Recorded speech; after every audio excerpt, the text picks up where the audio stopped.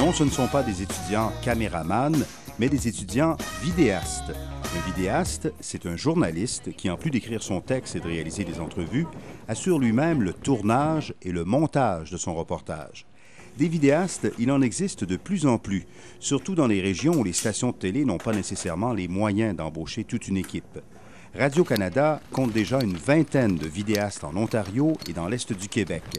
TVA a récemment embauché des vidéastes sur la Côte-Nord et en Abitibi et s'apprête à le faire à Gatineau et à Québec. Et de plus en plus aussi, grâce aux nouvelles technologies numériques, ce sont les journalistes qui assurent eux-mêmes le montage de leurs images dans les stations de nouvelles continues comme LCN et RDI.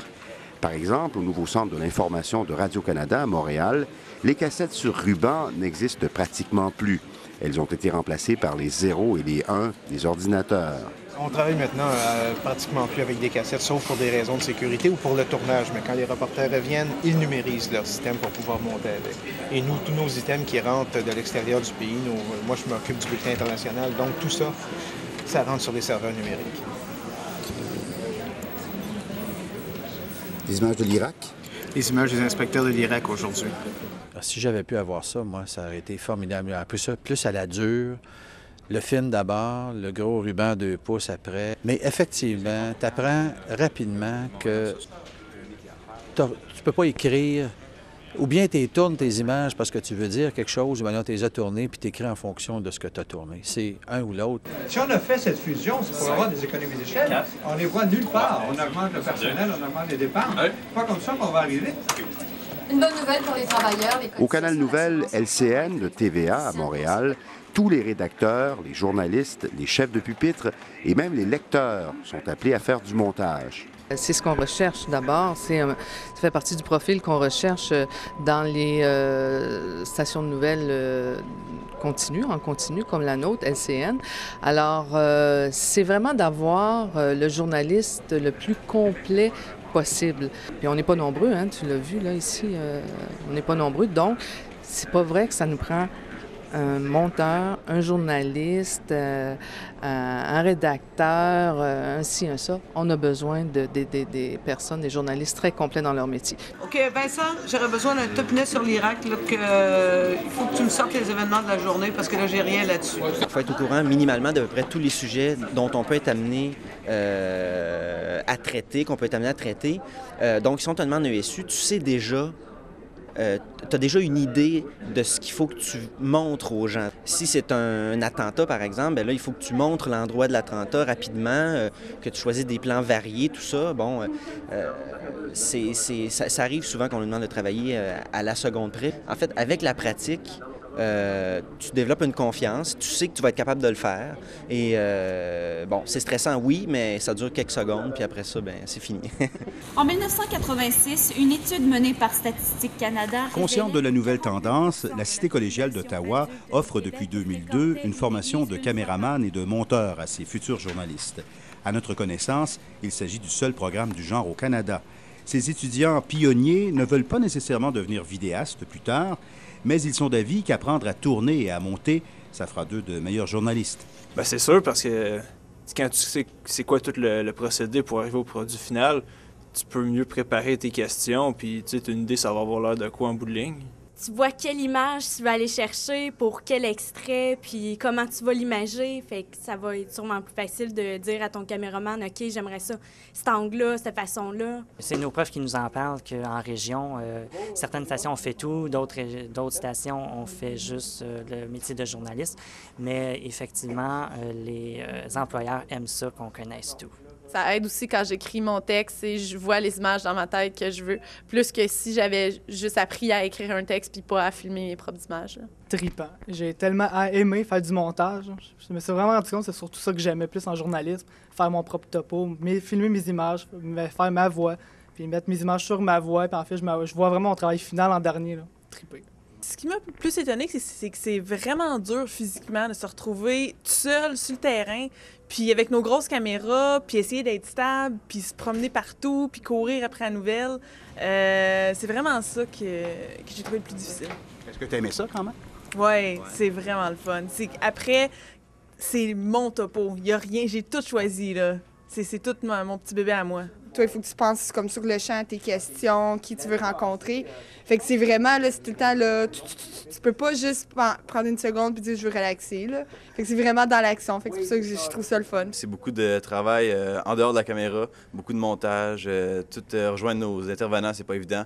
Fait que, une fois qu'on l'a fait, on se rend compte que c'est tough, mais on est fiers de notre produit. J'avais peur de pas être à la hauteur, de pas avoir assez d'idées, parce qu'on nous disait trouvez vos sujets. Puis là, à un moment donné, tu viens que tu as des sujets qui te sortent un peu partout. Je me réveille des fois à 2h30 du matin pour trouver un sujet, puis le lendemain, ça va, ça roule, puis honnêtement, ça s'est super bien passé. Quand je fais du montage, c'est comme je vois Super Mario ou n'importe quoi d'autre comme ça. C'est le fun. Puis c'est aussi le sentiment du travail accompli. Quand tu as fini, t'as quelque chose là, de tangible là, à regarder, à montrer à tout le monde. Moi, je suis venue dans l'idée de faire des documentaires, vraiment. Nous autres, on travaille beaucoup ces bulletins de nouvelles. Ça me donne une bonne idée sur ce que c'est la nouvelle, comment ça passe, pourquoi c'est là, qui dit que c'est comme ça. Mais c'est vraiment excitant parce que tu es vraiment sur le terrain, donc c'est toi qui couvre la nouvelle, c'est toi qu'il faut qu'il la livre aussi dans la façon d'écrire ton texte et tout. Fait que je trouve vraiment ça excitant, c'est vraiment le fun. Moi, j'ai fait l'université avant, puis c'était tellement plus théorique, puis tout. Fait que quand on arrive ici, puis qu'on fait les trucs, puis qu'on monte, puis que c'est pratique, c'est vraiment différent. Puis oui, c'est le fun, et de regarder ce que tu fais, puis t'es fière, là, tu sais. J'adore ça, faire des reportages. C'est vraiment la partie du cours que j'aime le plus. On fait de la radio aussi, j'aime ça, mais un peu moins parce que c'est vraiment le fun de monter quelque chose, puis après, tu montes ça au monde, puis tu dis, c'est moi qui l'ai fait de A à Z. J'ai trouvé ça super intéressant de justement pouvoir toucher à tout, autant à l'écriture d'un reportage comme tourner mes propres images et faire le montage, parce que ça me permet de voir aussi, si je suis pas nécessairement vidéaste plus tard, comment le caméraman qui va être avec moi va devoir penser pour travailler.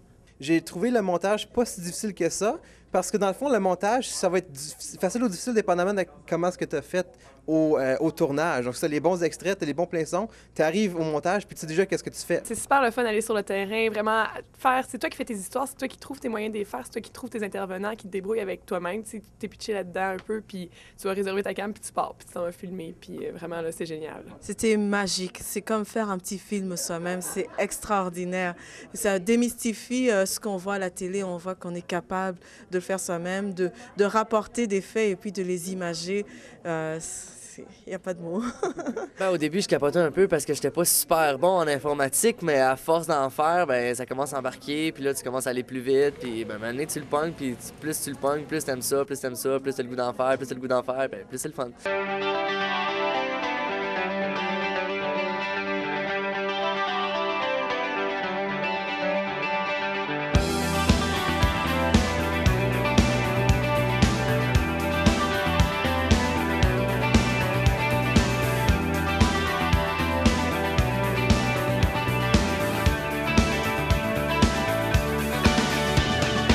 C'est moins facile que ce qu'on pense. Moi, je suis un bon exemple des sujets qui tombent à la dernière minute et qui ne fonctionnent plus. Donc, c'est plus difficile, mais c'est vraiment plaisant. Puis encore, vu que c'est plus difficile que ce qu'on pense, c'est plus plaisant que ce qu'on pense. Le plus difficile, c'est écrire mon texte. Je suis tellement perfectionniste que je veux que ça aille tellement bien que j'efface, je réécris, j'efface, je réécris. Puis quand tu as une journée pour l'écrire, tu peux pas faire ça. Puis le plus difficile, des fois, c'est de trouver des intervenants, puis c'est pas juste des intervenants faciles, mais aller voir les bonnes personnes, puis leur poser les bonnes questions, puis avoir les bonnes clips. Parce que des fois, ils répondent, mais oui, puis ça finit là. Puis ça, c'est frustrant parce qu'il faut continuer, puis il faut gosser. Puis ce qui est deux reportages, le reportage qu'on aurait voulu faire, puis le reportage qu'on a fait, puis souvent, c'est complètement différent. À la TV, tu vois des reportages, tu te dis, c'est un reportage d'1 minute et demie, 2 minutes, mais finalement, tu vois vraiment le travail là, que tous les journalistes font. 3, 2, 1. Chaque année au Canada, ce sont près de 2000 enfants qui sont adoptés. Et quels conseils auraient-ils à donner à leurs successeurs, aux futurs étudiants vidéastes? Le premier, ça serait de dormir avant, parce qu'il y a une semaine que tu dors pas, quasiment, c'est fou.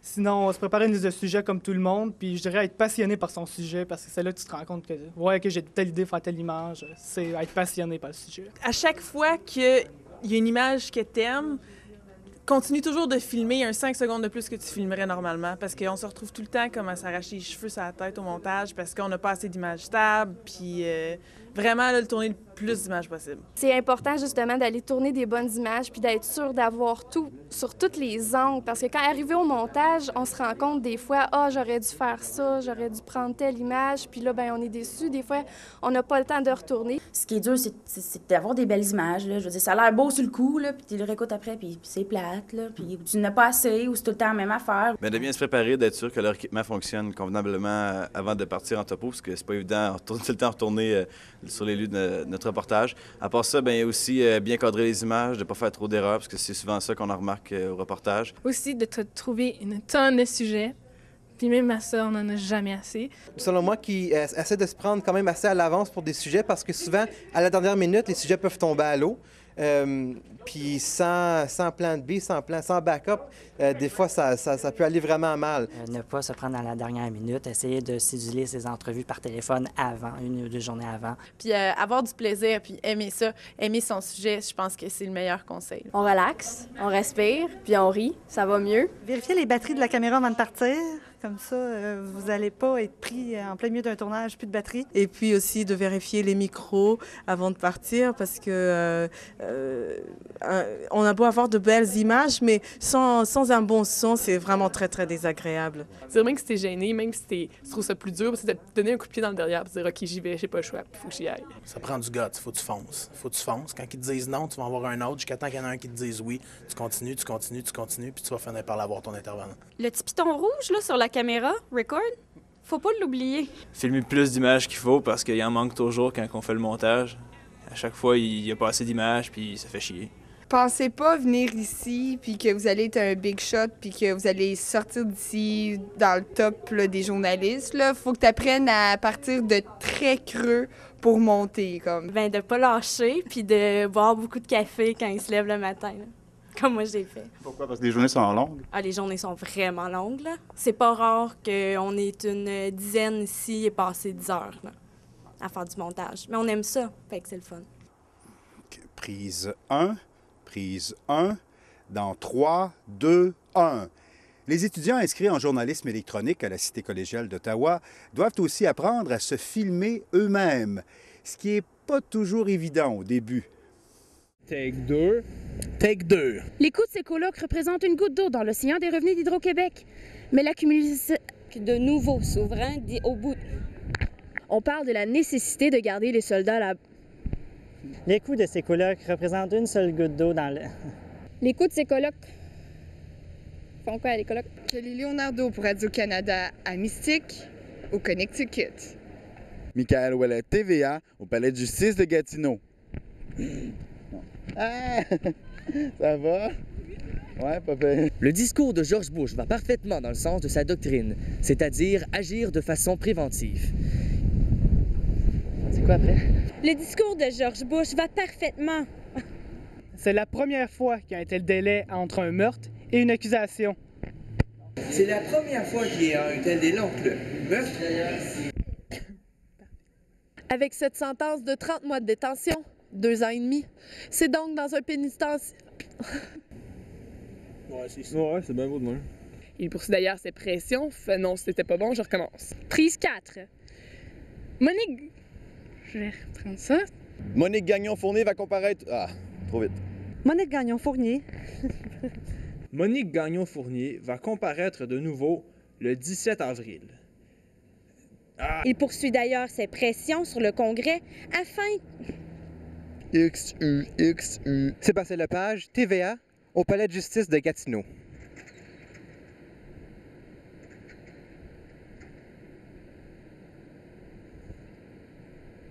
Ça devrait être bon. Le discours... La Société d'État admet d'ailleurs qu'elle sera plus prudente la prochaine fois. Claude Rivet-Mazzana. Ah, c'est Kelly. Kelly! Les risques de son investissement de 120 millions ont été sous-évalués. J'ai pas mis l'emphase sur sous-évalué. C'était moyen. C'était moyen. Très moyen. T'as-tu des smokes, toi? Avec les chars qui passent, c'est très plaisant. Et j'ai le soleil en face. Officiellement, le gouvernement britannique évoque en Irak de nouveaux souverains d'ici. C'était pourri. Les coûts de ces colloques. OK, arrêtez 2 minutes, là. Monique Gagnon-Fournier va comparaître. Ah! Monique Gagnon-Fournier va comparaître de nouveau le 17 avril. Voilà. Monique Gagnon-Fournier va... Le discours de George Bush. Il en fait une question de crédibilité face à la communauté. Qui?